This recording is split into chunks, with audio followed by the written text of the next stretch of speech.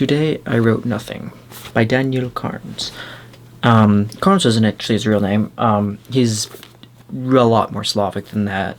Russian, born and bred, Soviet Union, I guess. Well, actually, no, before prove that, because he was born in 1905, I think, and passed away all too soon. I think it was like, I don't know if it's tuberculosis. There was a lot of cases, I think, of like, it just, like sicknesses like tuberculosis or other kind of like degradator, things that kind of like attack your immune system that are very like from the outside kind of viral kind of infections and stuff. As much as I don't know about stuff like that or epidemiology or anything like that, I just medicine or pharmaceutical related anything. But I do know that that could have been how he died, but I'm not too sure. Don't quote me on that. Anyway, yeah, he died in 1942, so like he was like late 30s ish. Unfortunately, we didn't get to see more plays by him, but no, he was born Daniil Yulovich, I think. So that's a lot more Russian than kind of.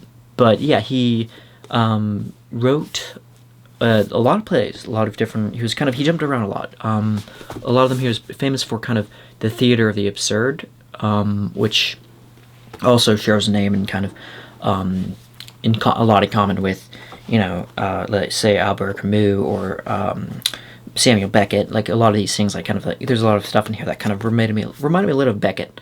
That and the kind of nonsensical, like not kind of indirect oblique allusions to like Lewis Carroll or but yeah, he does have his own style, very much on the same. It's very flat and kind of witty and yet at the same time like restrained. Like he's very kind of just minimalist, I'd say, too. Like he's just, sometimes he doesn't write more than a paragraph. Sometimes he writes maybe a sentence. Sometimes he goes on for quite a bit, like a short story. Like he has one here. It's like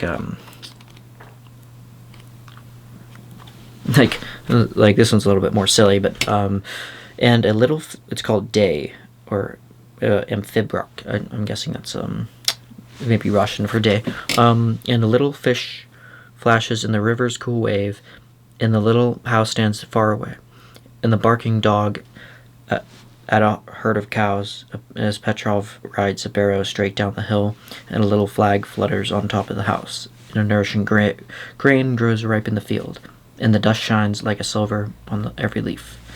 Yeah, and then some of them like pretty small, like just like a sentence or two that I thought were kind of funny.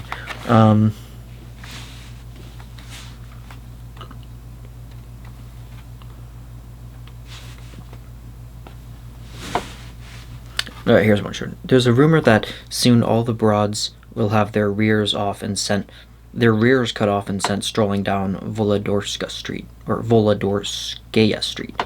That's not true. The broads will have their own rears cut off.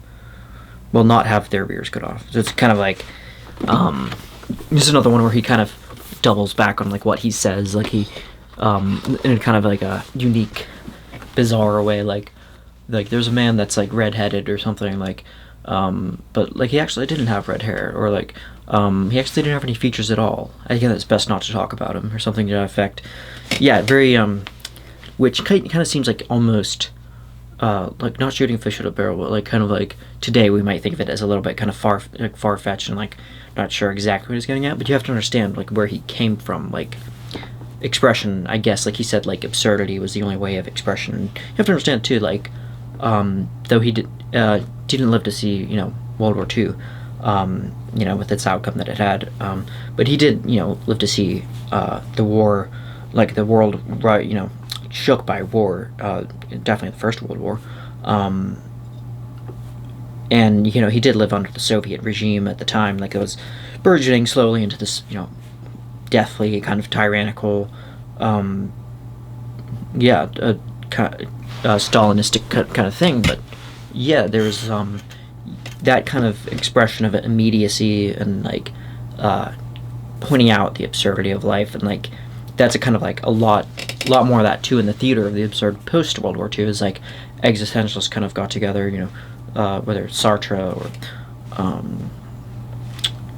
Camus or Baudrillard, they're all kind of like very confused about, they're very shook. They're very affected by the war and like what happened, and like they had a lot of questions about, like, everybody had questions about God, and like, um, does God exist? Does, what is happening? Like, why do good things happen to, why do bad things happen to good people? Is a classic, even more of those kind of questions.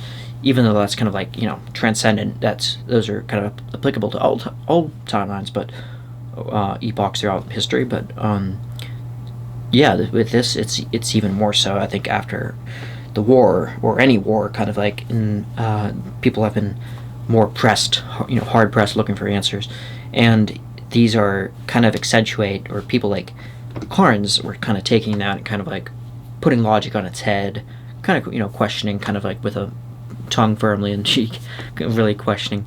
But yeah, there's I like, it did a bit remind me of like a Joyce too, kind of like that early Joyce too, with like more pricks and kicks, which is like a very oh, I'm sorry, that's Beckett. I'm sorry.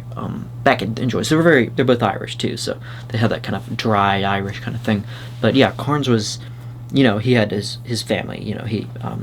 His father, I think, had dealt with, like, exile, and was like, a political prisoner, I think, and he was exiled, I think, to Siberia, like the common place. That's where Dostoevsky spent his 4 years of hard labor. So it was like very much in the same kind of tradition of Russian kind of melancholy, and gritting your teeth through harsh winters.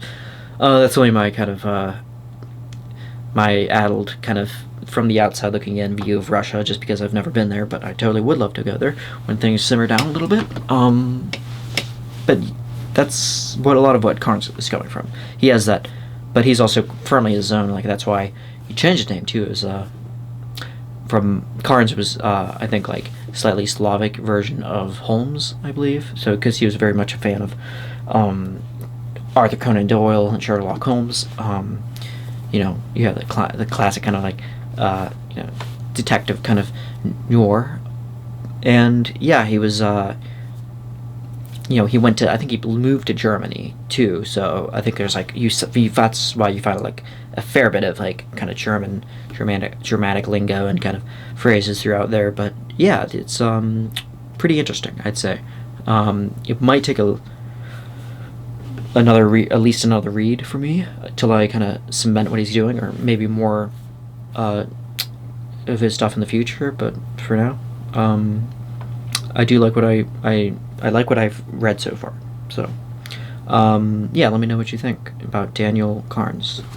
Today I wrote nothing. Thank you for watching.